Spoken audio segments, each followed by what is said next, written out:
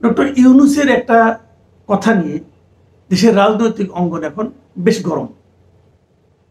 Doctor Yunus জাপানের একটা অনুষ্ঠানে বলেছেন যে দেশের একটি মাত্র রাজনৈতিক দল নাকি ডিসেম্বরের মধ্যে নির্বাচন চায়, আর কেউ না, মাত্র একটি মাত্র রাজনৈতিক দল। সেই দলটার নাম উনি উচ্চারণ করেননি, কিন্তু বোঝাই যাচ্ছে একটি মাত্র রাজনৈতিক দল বলতে উনি বিএনপিকেই ইঙ্গিত করেছেন। কারণ বিএনপিতে সরাসরি ডিসেম্বরের মধ্যে নির্বাচন চেয়েছে। বিএনপির ভারপ্রাপ্ত চেয়ারপারসন উনি তো বলেছেনই ডিসেম্বরের মধ্যে নির্বাচন হতে হবে, এবং সেইভাবে উনি দলের নেতাকর্মীদেরকে প্রস্তুতিও নিতে বলেছেন। কাজে বোঝাই যাচ্ছে সে একটি মাত্র রাজনৈতিক দল হচ্ছে বিএনপি। কিন্তু আসলে কি তাই? আসলেই কি একটি মাত্র রাজনৈতিক দল ডিসেম্বরে নির্বাচন চাচ্ছে, আর কেউ চাচ্ছে না? নাকি ডক্টর ইউনূস কি বিষয়টা জানেন না? নাকি জেনেও ডক্টর ইউনূস জেনে শুনে একটা মিথ্যা কথা বলেছেন? তো উনি না জানার তো কোনো কারণ নেই। বিএনপি অনেকদিন ধরে বলছে যে তারা ডিসেম্বরের মধ্যে নির্বাচন চায়, এবং কেবল তাই নয়, আমি পুরনো একটা নিউজের কথা আপনাদেরকে বলি। গত মার্চ মাসের একটা নিউজ বেরিয়েছিল যুগান্তর পত্রিকায়। সেই মার্চের 30 তারিখে সেই যুগান্তরের সেই প্রতিবেদনের শিরোনাম ছিল ডিসেম্বরের মধ্যে নির্বাচনের দাবিতে একমত 52টি রাজনৈতিক দল। তার মানে দেশের 52টা রাজনৈতিক দল ডিসেম্বরের মধ্যে নির্বাচন চায়। এটা এবছরের মার্চের 30 তারিখে, মানে এটা চলছে মে মাসের 30 তারিখ, আজকে মানে 2 মাস আগে একটা জাতীয় দৈনিকে বেশ বড় শিরোনামে এটা প্রকাশিত হয়েছে। ওনার প্রেস উইং কি ওনাকে এই নিউজের কথাটা কিছু বলেননি? বলা তো উচিত ছিল। ওরা একটা বিশাল প্রেস উইং আছে, তার সঙ্গে নানা রকম বাহাসে লিপ্ত হয়, সরকারের বিভিন্ন কর্মকাণ্ডে নিজের মতো করে তারা অনেক ব্যাখ্যা দেয়, এবং সেই সমস্ত ব্যাখ্যা নিয়ে আবার সরকার বিব্রত হয়। তো তারা কি এই কাজটা করতে পারে নাই? এই দেশের 52টা রাজনৈতিক দল যে ডিসেম্বরের মধ্যে নির্বাচন চায়, এই যে সংখ্যাটা 52টা, এই তথ্যটা ওনাকে জানাতে পারে নাই। এর পত্রিকা এরকম কি নিউজ হয়েছে? অথবা ডক্টর ইউনূস নিজেও তো পত্রিকা পড়তে পারেন। উনি এই দেশে থাকবেন, এই দেশকে শাসন করবেন, একটা সকালবেলা পত্রিকার কাটিংগুলি ওনার কাছে যায় না? তো উনি কেন বললেন যে একটি মাত্র রাজনৈতিক দল ডিসেম্বরের মধ্যে নির্বাচন চায়? এটা বলার মাধ্যমে উনি কি প্রমাণ করতে চাইলেন? এবং ইন্টারেস্টিং হলো, যে অনুষ্ঠানে উনি কথাটা বলেছেন জাপানের, সেই অনুষ্ঠানের প্রশ্নোত্তর পর্বে যখন এই কথাগুলি বলেন, সেটা আবার আমাদের বাংলাদেশ টিভিতে এটা সরাসরি সম্প্রচার করা হয়েছে। এটা কেন করা হলো এটা আমি বুঝতে পারলাম না। এটা খুব জরুরি ছিল।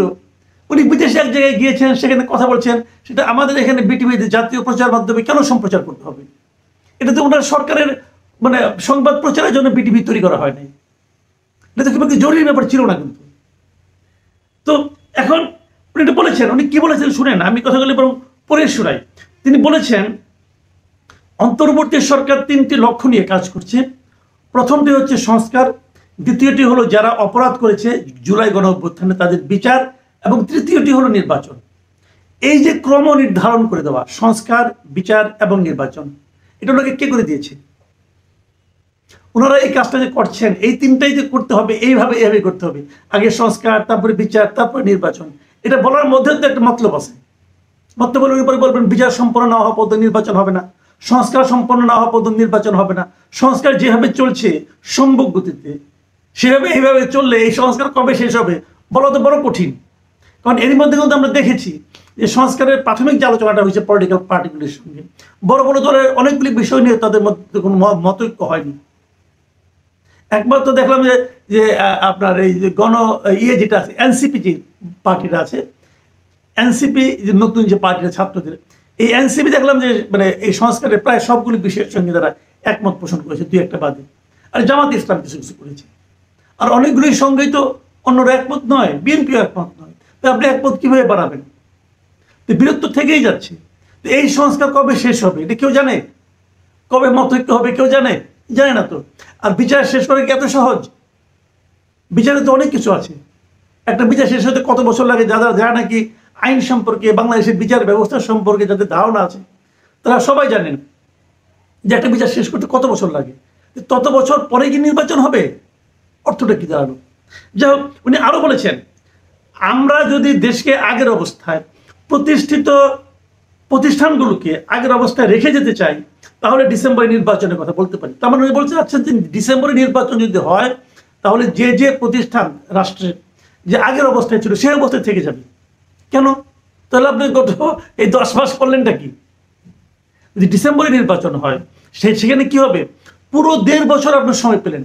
1.5 বছর পরে নির্বাচন দিলে আপনি সবকিছু যদি আগের অবস্থায় থাকে, তাহলে 1.5টা বছর আপনি করলেনটা কি রে ভাই? মানে এমন হাস্যকর যুক্তি উনি কি করে দেন আমি বুঝতে পারি না। এবং উনি আরেকটা কথা বলেছেন, যে কথাটা খুব গুরুত্বপূর্ণ আমার কাছে মনে হয়, সেটা আপনারা একটু শুনুন। উনি বলেছেন, আমরা জনগণকে বলছি নির্বাচন এ বছরের শেষে ডিসেম্বরে অথবা সর্বোচ্চ আগামী বছরের জুড়ে অনুষ্ঠিত হবে। দেশের সব রাজনৈতিক দল নয়, শুধু একটি দল ডিসেম্বরে নির্বাচন চাইছে বলেও তিনি মন্তব্য করেন। তো এই জিনিসটা যেটা বলেছেন, এই জিনিসটা তো আসলে একটি দল চাইছে কথাটা ঠিক না। তবে আগের যে বক্তব্যটা, সেটা কিন্তু আমার কাছে খুব গুরুত্বপূর্ণ মনে হয়েছে। উনি কিন্তু বলেছেন যে জনগণকে বলেছি নির্বাচন এ বছরের শেষে ডিসেম্বরে, মানে ডিসেম্বরে একটা অপশন রেখেছেন, অথবা সর্বোচ্চ আগামী বছরের জুনে, মানে ডিসেম্বরে হতে পারে, এই অপশনটা কিন্তু উনি রেখেছেন। কাজে এটা আমি ওনাকে সাধুবাদ দিচ্ছি যে আপনি বেকায়দায় পড়লে ডিসেম্বরে যদি নির্বাচন দেন, তাহলে আপনার খুব একটা মানহানি হবে না, টেনশন নিয়েন না। যাই হোক, এখন উনি যে কথাটা বললেন যে একটিমাত্র দল নির্বাচন চাচ্ছে, সেটার পরে গতকালকে ঘটনা কিন্তু এটা গতকাল প্রচারিত হওয়ার পর আজকে আমি দেখলাম যে বেশ কয়েকটা দল এর মধ্যে বিবৃতি দিয়ে জানিয়েছে যে তারাও ডিসেম্বরের মধ্যে নির্বাচন চায়। এর মধ্যে গণফোরাম একটা বিবৃতি দিয়েছে, এবং গণফোরাম তাদের একটা সংবাদ বিজ্ঞপ্তিতে বলেছে যে নির্বাচন নিয়ে প্রধান উপদেষ্টা ও অন্যান্য উপদেষ্টার বক্তব্য অস্পষ্ট ও বিভ্রান্তিকর বলে প্রতীয়মান হচ্ছে, এবং এর ফলে ক্রিয়াশীল রাজনৈতিক দলগুলোর মধ্যে বিভাজন তৈরির প্রবণতা লক্ষ্য করা যাচ্ছে। এটা কিন্তু গণফোরামের একটা বিবৃতি।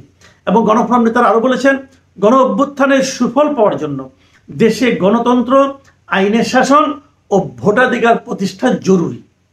এ লক্ষ্যে প্রয়োজনীয় সংস্কারের রূপরেখা ও সুনির্দিষ্ট পরিকল্পনা গ্রহণ করতে সরকার ব্যর্থ হয়েছে। এ দায় রাজনৈতিক দলগুলোর উপর চাপিয়ে দেওয়া হবে দুঃখজনক। তারা কিন্তু সরকারকেই ব্লেম করছে, পলিটিক্যাল পার্টিগুলিকে না। ওনারা বলেছেন যে সংস্কারের রূপরেখা এবং সুনির্দিষ্ট পরিকল্পনায় সরকার প্রতিষ্ঠা করতে পারেনি। এবং দেখুন, এলডিপির মহাসচিব বলেছেন যে সব দলই ডিসেম্বরের মধ্যে নির্বাচন চায়। মানে এলডিপির মহাসচিব ডক্টর রেদওয়ান আহমেদ তিনি এই কথাই বলেছেন যে বাংলাদেশের সব দল নয়, মাত্র একটি দল ডিসেম্বরে নির্বাচন চায় বলে প্রধান উপদেষ্টা যে মন্তব্য করেছেন, আমি বলবো তার বক্তব্য সঠিক নয়। কাজে প্রধান উপদেষ্টার বক্তব্য কি উনি সরাসরি বলেন এই বক্তব্য ঠিক না। এখন প্রধান উপদেষ্টা কি বলবেন? আবার 12 দলীয় জোট তারাও একটা গণমাধ্যমে একটা বিবৃতি দিয়েছে আজকে এই 30 তারিখে। সেখানে তারা বলেছে সব দল ডিসেম্বরে নির্বাচন চায়, এবং তাদের বক্তব্য স্পষ্ট। আমি বলে শোনাই, তারা বলেছে কেবল একটি দলই নয়, দেশের সব গণতন্ত্রপন্থী দলগুলো স্পষ্টভাবে গত 9 মাস ধরে ডিসেম্বরের নির্বাচনের আয়োজনের কথা বলে এসেছে। বরং তিনি নিজেই কিছু মৌলবাদী, জনসমর্থনহীন, মুক্তিযুদ্ধ বিরোধী রাজনৈতিক দলকে পাশে নিয়ে নির্বাচনের প্রশ্নটিকে বিলম্বিত করার চেষ্টা করছেন। সরাসরি কিন্তু অভিযোগ করেছে প্রধান উপদেষ্টা ডক্টর ইউনূসের ব্যাপারে, এবং বলেছে যে ডক্টর ইউনূস এমন কিছু দলকে পাশে নিয়ে এই সমস্ত কথাবার্তা বলছে যে দলগুলো কোনো জনসমর্থন নাই, এবং যে দলগুলো বাংলাদেশের মুক্তিযুদ্ধ বিরোধী চিন্তাভাবনা এবং নীতি পোষণ করে, লালন করে। এবং বিএনপির স্থায়ী কমিটির সদস্য সালাউদ্দিন আহমেদ কিন্তু একই কথা বলেছেন। উনি বলেছেন যে বিএনপি সহ যুগপৎ আন্দোলনে থাকা সব রাজনৈতিক দলই চায় ডিসেম্বরের মধ্যে নির্বাচন হোক। প্রধান উপদেষ্টা কেন বিএনপিকে নির্বাচন নিয়ে দোষারোপ করলেন তা বোধগম্য নয়। এখন এটি হলো সবচেয়ে বড় প্রশ্ন, প্রধান উপদেষ্টা তাহলে কেন বললেন? যেটা সত্য নয়, অসত্য কথা উনি প্রকাশ্যে কেন বললেন? এটা বলার মাধ্যমে কি প্রমাণিত হলো? তাহলে উনি কি ইচ্ছা করে মিথ্যা কথাটা বললেন, নাকি উনি জানতেন না? উনি যদি না জানেন, এটাও কিন্তু কোনো অজুহাত নয়। কারণ ওনার মতো অবস্থানের থেকে পলিটিক্যাল পার্টিগুলি সম্পর্কে একটা মন্তব্য করবেন, অথচ সেই সম্বন্ধে উনি জানবেন না, এটা তো ওনার বড় অযোগ্যতা। এরকম অযোগ্য লোক কীভাবে দেশের দায়িত্বে থাকবেন, সেটাও কিন্তু একটা গুরুত্বপূর্ণ প্রশ্ন আমাদের কাছে। দেখুন, আমরা সাধারণ মানুষ, আমরা কি চাই? আমরা কিন্তু রাজনৈতিক দলের সঙ্গে সরকার প্রধানের, সরকারের এ ধরনের কাদা ছোড়াছুরি, এ ধরনের ধাক্কাধাক্কি, একজন বলে সত্য বলছেন, একজন বলছে মিথ্যা বলছেন, এগুলো শুনতে চাই না।